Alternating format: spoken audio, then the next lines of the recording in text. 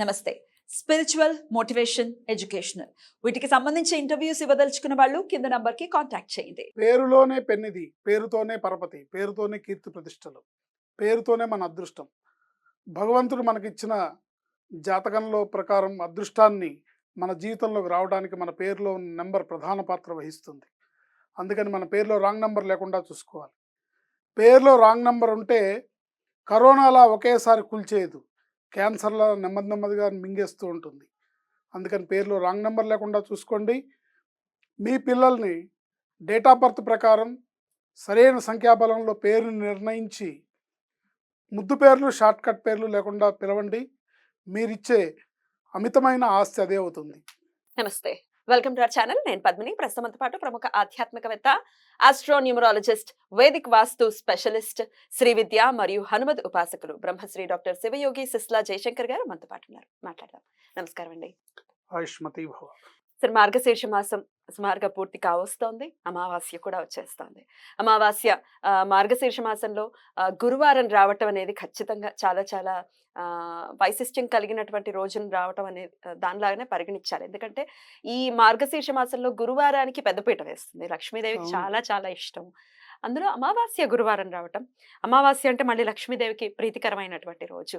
వీటిలన్నింటినీ ఎలా చూడొచ్చు, ఎలా ఈ రోజును వినియోగించుకోవచ్చు? ఈ అమావాస్యని అంటే మహాలక్ష్మి పూజ అవన్నీ నెల రోజులు చేస్తున్నారు అందరూ. అవును.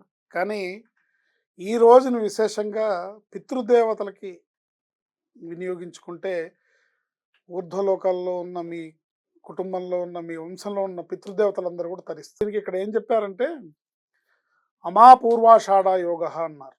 పూర్వాషాఢ నక్షత్రం. పూర్వాషాఢ నక్షత్రంతో కూడుకున్న అమావాస్య వచ్చింది కదా, గురువారం నాడు వచ్చింది కదా.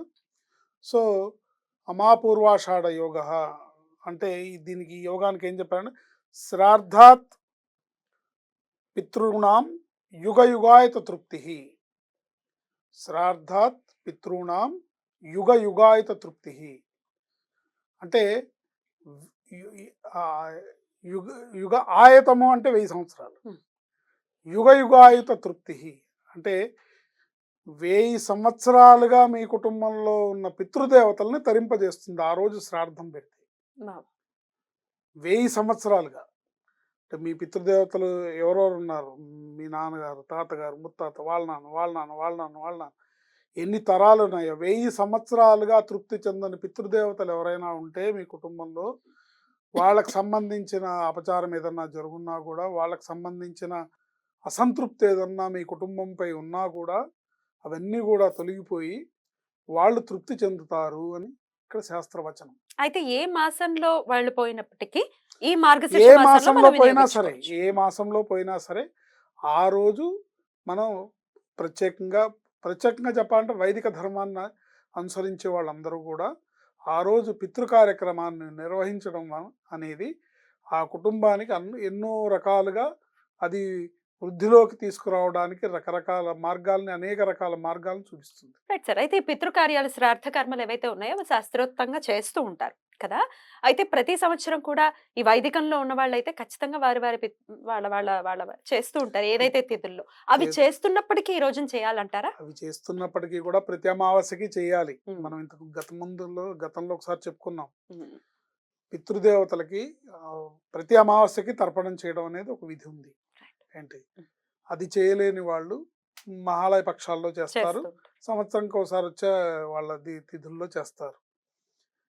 లేదా ఇలాంటి విశేషమైన రోజులు, విశేషమైన గ్రహస్థితి, నక్షత్రం ఉన్నప్పుడు చేయడం అనేది అనేక రకాలుగా ఆ కుటుంబానికి బ్లెస్సింగ్స్ అనేది అనేక రకాలుగా ఆ కుటుంబాన్ని వృద్ధిలోకి తీసుకొస్తుంది. ఎందుకంటే తెలిసి తెలియని అపచారాలు ఏమన్నా ఉన్నా, తెలిసి తెలియని పితృశాపాలు ఉన్నా, తెలిసి తెలియని పితృదేవతల అసంతృప్తి వాళ్ళ కుటుంబం మీద ఎఫెక్ట్ చూపిస్తున్నా ఇవన్నీ కూడా పోతాయి.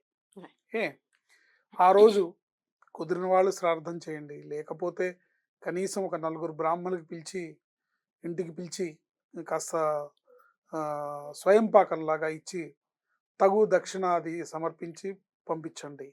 అది కుదరలేదు, ఒక 11 మంది వేద విద్యార్థులు తినడానికి సరిపోయే గ్రాసాన్ని వేద పాఠశాలకు ఇవ్వండి. అది కుదరలేదు, ఒక్క బ్రాహ్మణ్ణి పిలిచైనా సరే మీరు మీ పితృదేవతల పేరు చెప్పుకొని తర్పణం ఇచ్చి స్వయం పాకం ఇచ్చి తగు దక్షిణ సత్కారాలు చేసి చేసుకోవడం వల్ల పితృదేవత అనుగ్రహం విశేషంగా లభిస్తుంది. ఏ అది ఇప్పుడు కొంతమంది ఉంటారు, ఏమండి మాకు ఈ ఈ కార్యక్రమాలు చేయటం ఇవి రావు ఎట్లా తెలీదు అంటే అసలు. తెలియదు అని ఉమ్, అంటే ఉమ్. కనుక కనీసం మీ బంధువుల్ని ఎవరినైనా పిలిచి ఇంటికి పిలిచి, అంటే పితృ సమానులైన బంధువులు ఉంటారుగా, పెదనాన్నలో. పెద్దనాన్నలు వాళ్ళు, గురు సమానులైన బంధువులు, గురు సమానులైన వాళ్ళు మీ ఇంటికి పిలిస్తే వచ్చేవాళ్ళు. అంటే ఓ 10 మంది సంతోషంగా మీ ఇంట్లో భోజనం చేసినా కూడా ఈ ఫలితం లభిస్తుంది అనేది చెప్పుకోవచ్చు. రైట్. ఏ రైట్. ఇంతే కాకుండా ఇది కూడా చేయలేని వాళ్ళు ఉంటే గనక గోశాలకు వెళ్ళి గోవుకి గ్రాసం పెట్టడం అనేది ఒక మార్గం. ఏంటి ఇకపోతే దీనికి ఇంకో యోగం ఉంది. ఇదే రోజు ఇదే అమావాస్యకి అమా గురుయోగ, అమా గురుయోగం అనే యోగం ఉంది. ఈ అమా గురుయోగం అంటే గురువారం అమావాస్య రావడం అనేది అమా గురుయోగం. జాహ్నవీ స్నానేన గో సహస్ర ఫలం అన్నారు శాస్త్రంలో. జాహ్నవీ స్నానం అంటే గంగా. గంగాదేవి, గంగా నది ఎక్కడైతే దేవలోకంలో పుట్టి భూమి మీదకి వచ్చి ఉందో ఈ గంగా నది స్నానాన్ని ఆచరిస్తే గో సహస్ర ఫలం అంటే సహస్ర గోవుల్ని దానం చేసిన ఫలితం ఆ కుటుంబానికి ఇవ్వబడుతుంది అని. ఇది కూడా చాలా విశేషమైన, అంటే ఇది కేవలం మార్గశిర మాసంలో గురువారం పూర్వాషాఢ నక్షత్రంలో రావటం వల్ల ఇవన్నీ మనకి అలభ్యయోగమైన యోగాలు లభించినాయి. Right. దీన్ని వినియోగించుకొని ఆ రోజుని, అంటే మీరు మీ నిత్యం చేసుకుని మీరు నెలంతా చేసుకుంటూ వచ్చిన మహాలక్ష్మి పూజ చేసుకోండి, లేదా అమావాస్య రోజు మీరు ఏకాదశి వారు రుద్రాభిషేకం చేసుకున్నా కూడా బాగుంటుంది. అండ్ మహన్యాసపూర్వక ఏకాదశి రుద్రాభిషేకం చేసుకున్నా చాలా విశేషమైన ఫలితం ఉంటుంది. పూజలు అంటే దైవ సంబంధమైన కార్యక్రమాలు ఒకవైపు అయితే, పితృ సంబంధమైన కార్యక్రమాలను ఈ విధంగా చేయటం వల్ల, గంగానది స్నానం చేయటం వల్ల, గంగానదికి వెళ్ళలేని వాళ్ళు మీకు దగ్గరలో ఉన్న పుణ్యనది ఏది ఉంటే అది అసలు గంగే చేయమనే చేవా అని మనం చదువుకుంటాం కదా. చదువుకుంటాం. కానీ ఉమ్, అంటే ఇప్పుడు నెక్స్ట్ ఆల్టర్నేటివ్ ఏంటనేది చూడాలి. చూడాలి. అంతేగాని నేను నీళ్ళు చల్లేసుకొని గంగే చెమునే చేయవా అనుకుంటే అంటే కుదరదా? అంటే ఉమ్. కాన్వర్ట్ సిచ్యుయేషన్ లో అది కానీ బట్ అప్పుడే నేను అడిగింది కూడా అదే. ఇప్పుడు గంగా నదికి వెళ్ళి స్నానం చేసే అవకాశం పరిస్థితి ఉంటే. లేకపోతే ఉమ్. కనీసం మీకు దగ్గరలో ఉన్న పుణ్యనది గోదావరి కృష్ణా నదుల్లో కానీ, ఇప్పుడు ఇక్కడ ఉన్నాం మనం హైదరాబాద్, ఎక్కడో దూరంగా ఉంటుంది. ఎందుకు ఉమ్. హైదరాబాద్ కి కృష్ణా నది నల్గొండ, దగ్గరలోనే ఉంది, నల్గొండలో గోదావరి దగ్గరలో. నది దగ్గరలోనే ఉంటుంది. వేర్ దెర్ ఇస్ ఏంటి a will there is a way, వెళ్ళి చేసుకోవచ్చు. చేసుకోవచ్చు. రైట్. రైట్. లేకపోతే అంతే గంగే చెమునే చేవ నేచర్. అనుకోవడం. అసలు ఇంట్లో గంగా కాశీ ఉంటుంది, గంగ గాయ ఇంట్లో అది ఉన్న గంగని కలుపుకోవచ్చా సార్? అది కలుపుకొని స్నానం చేయొచ్చు. ఏంటి మనము ఒక 4 సార్లు కాశీ గంగ కాశీ గంగ కాశీ గంగ అని నీళ్ళు చల్లుకున్నా కూడా ఆ కాశీ పట్టణంలో ఉన్న గంగా నది మనల్ని అనుగ్రహిస్తుంది. Right. ఈ విధంగా చేసుకోవడం అనేది చాలా ఉత్తమోత్తమైన ఫలితాలను ఇస్తుంది. ఎందుకంటే ఎప్పుడూ కూడా దైవ సంబంధమైన కార్యక్రమాల్లోనే ఇష్టత చూపిస్తున్నారు కానీ పితృదేవతల్ని పితృ కార్యక్రమాలని అవును. నిర్లక్ష్యం చేస్తున్నారు అనే మాటని ప్రతినిత్యం పితృతర్పణం చేస్తారు. దేవతా తర్పణం ఎలాగో అపరాహ్న కాలంలో పితృతర్పణం కూడా చేస్తారు.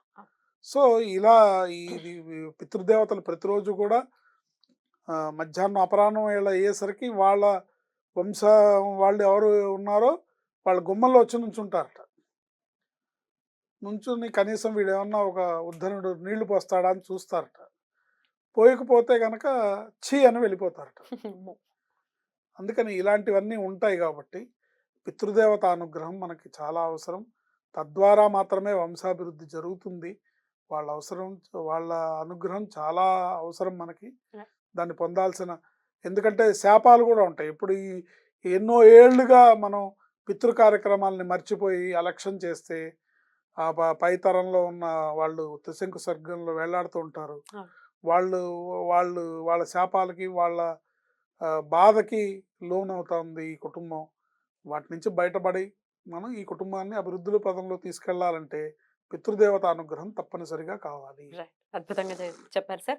ఇక చివరి రోజు అమావాస్యను ప్రతి ఒక్కరు కూడా వినియోగించుకుని వచ్చేటటువంటి మాసం పుష్యమాసం. అత్యంత పుణ్యప్రదమైనటువంటి మాసం పుష్యమాసం కూడా. సో పితృ కార్యక్రమంతో పాటుగా మీరు దైవ కార్యక్రమం చేసుకోవడానికి ఏకాదశి వారు మహాన్యాసపూర్వక ఏకాదశి వారు రుద్రాభిషేకం చేసుకోవచ్చు.